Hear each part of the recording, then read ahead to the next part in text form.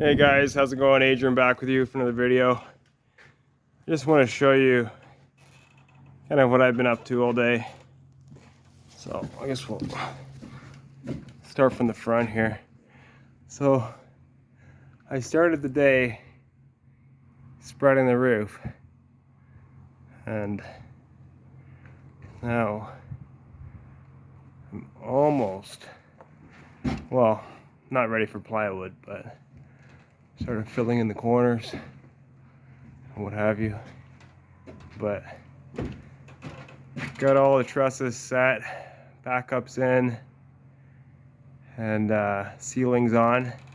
So now I can actually take off all these inside wall braces, which is kind of nice because I know this one in particular, it's been a bit of a pain to work around. Anyway, yeah, so actually a really good productive day. Had yesterday off because I wasn't feeling too good, and to be honest with you, it was pouring here all day. But yeah, it was good. So I got all my hips cut, all my extensions cut, all the hip extensions also. So I was using cordless all day today. Didn't actually shoot one air nail. So I've just lightly nailed that girder, more or less a nail every 16 inches, just to keep it nice and tight. But I'll have to go back afterwards with the coil nailer and add a lot more nails there. But there you have it. Yeah, it's kind of nice when they send these jack extensions here. All you gotta do is add that bevel. Basically, it's just 2 feet off the girder here, continuous, and you use your smallest jack as your sample, line it up with the tails, and now you have your mark for this jack. And then this one is 2 feet off that one, so on. Very nice and straightforward.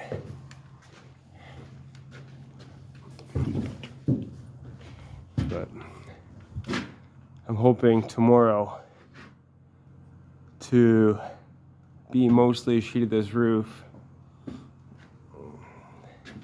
I kind of lucked out here just because I didn't have to unload any material.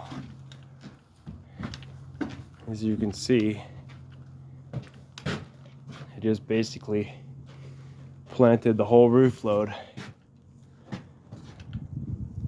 on top of my balcony.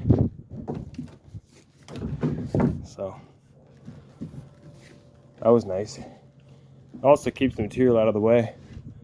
But I had to add this hanger right away. So as much as I don't like hand nailing, especially these train spikes they send with these hangers, I had to put this one in right away just because it's a blind hanger for this girder right here. But it's not too often you see a hanger in the roof like that, but just something to look out for. So this roof is nice because it's just 6-inch, 612 and 812. So nice to sheet, nice to walk on. And yeah, that just about sums it up. I'm looking to be done this house on Monday afternoon at the latest. And it looks like I'll be starting either townhouses or semis after that. So personally, I prefer the semis. I'm not a huge fan of townhouses because you kind of roll the dice on who you have as a neighbor. And also, it's a lot of drywall for minimal square footage in most cases. Actually, this site's kind of funny that way because there's townhouse units on the corners that are around 2,500 square feet, if you can believe it. So That's kind of nice because you only have drywall on one side, and if you have a machine like me, it gives you access from 3 out of the 4 corners. So it's just easier to stage material. But yeah, so there you have it. I know I filmed a time lapse earlier. I kind of just rigged this camera, the phone, on a 2x4 and then tacked it up in that corner right there.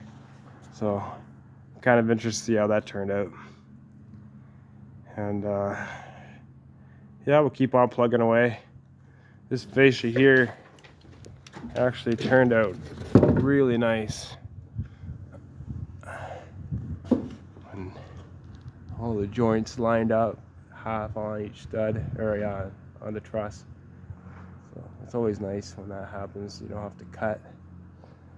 But because I ran the string line, the Mason line, guitar string tight, from that girder all the way to that girder, and basically brought all the trusses to the line, leaving it back a hair so you don't keep pushing out and out and out, or else by the time you get to the end you're gonna have a false reading. So always remember that, leave it back a hair so that it's not exactly touching. So anyway, hope you guys had a productive day, and I'll try to post something tomorrow on me sheeting this roof. Take care, bye for now.